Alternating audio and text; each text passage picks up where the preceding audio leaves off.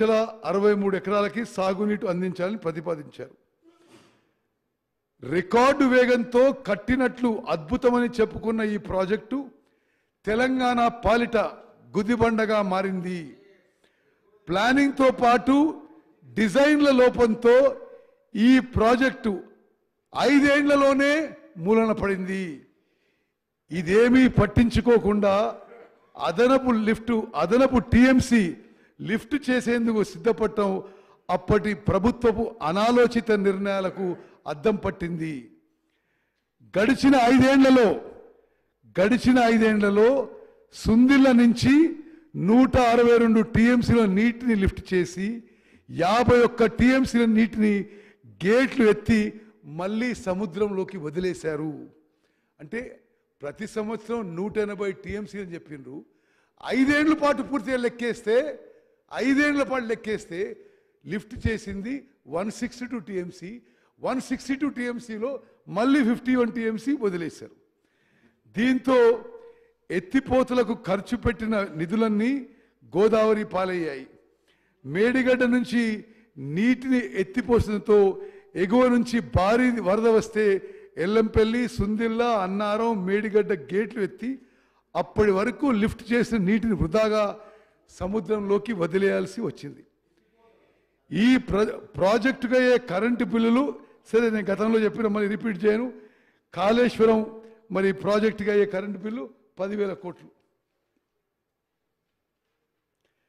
మరి అధ్యక్ష హరీష్ రావు గారు మధ్యలో ఏదో ప్రొటెస్ట్ చేస్తుండే ఒక క్లారిఫికేషన్ ఇస్తున్నానికి మిడ్ మానేర్ ప్రాజెక్టు 2007లో మొదలుపెట్టిన విషయం ఒకసారి నేను గుర్తు చేస్తున్నాను.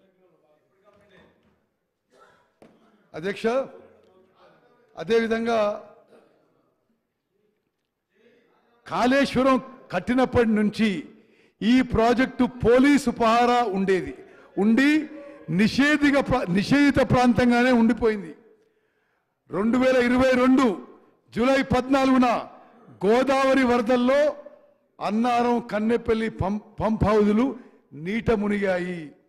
మోటార్లకు రక్షణగా నిర్మించిన ప్రొటెక్షన్ వాల్ కూలిపోయింది. అప్పుడే భారీ నష్టం జరిగింది. కాళేశ్వరం ప్రాజెక్టులో అత్యంత కీలకమైన మేడిగడ్డ బ్యారేజ్ 2023 అక్టోబర్ 21న కుంగిపోయింది. దీంతో ఈ ప్రాజెక్టులోని మిగతా బ్యారేజీల భవితవ్యం ప్రశ్నార్థకంగా మారింది. అధ్యక్ష ఇది మా ఒపీనియన్ కాదు, ఇది నేషనల్ డ్యామ్ సేఫ్టీ అథారిటీ, ఇది మొత్తం జాతీయ స్థాయిలోనే డ్యామ్స్ బ్యారేజ్ మీద ఎక్స్పర్ట్ బాడీ. వాళ్ళు లిఖితపూర్వకంగా ఇచ్చారు. ఈ మేడారం, అన్నారం, మేడిగడ్డ, అన్నారం, సుందిళ్ళ బ్యారేజీలు ఒకే టెక్నాలజీతో కట్టారు. మేడిగడ్డకి జరిగిన నష్టం అన్నారం, సుందిళ్ళలో కూడా జరిగే ప్రమాదం ఉందని చెప్పి స్పష్టంగా లిఖితపూర్వకంగా ఇవ్వడం జరిగింది.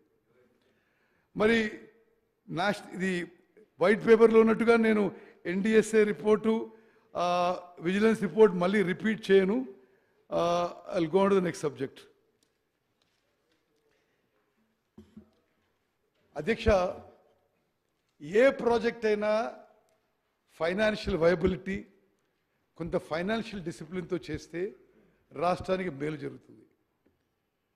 గత ప్రభుత్వం 10 ఏళ్లలో అడ్డగోలుగా అవినీతి, ఫైనాన్షియల్ డిసిప్లిన్ లేకపోవడం ఈ రాష్ట్రానికి పర్మనెంట్గా శాపంగా మారబోతుంది.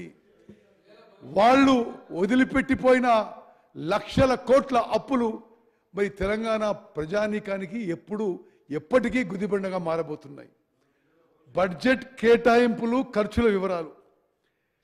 తెలంగాణ ప్రాంతంలో సాగునీటి రంగానికి ఇప్పటి వరకు మొత్తం కేటాయించిన బడ్జెట్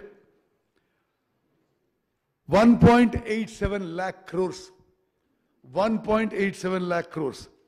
ఇందులో తెలంగాణ రాష్ట్రం ఏర్పాటు వరకు కేటాయించిన సొమ్ము 54,000 కోట్లయితే తెలంగాణ రాష్ట్రం ఏర్పడ్డ తర్వాత మరి 1.33 lakh crores కేటాయించడం జరిగింది. ఇది జస్ట్ గో బ్యాక్. ఈ బడ్జెట్ని ఈ టేబుల్ ద్వారా పూర్తిగా వివరించాం. ఎందుకు ఇంత డిఫరెన్స్ అంటే బడ్జెట్ కేటాయించి సరిగ్గా ఉపయోగిస్తే బాగుండేది.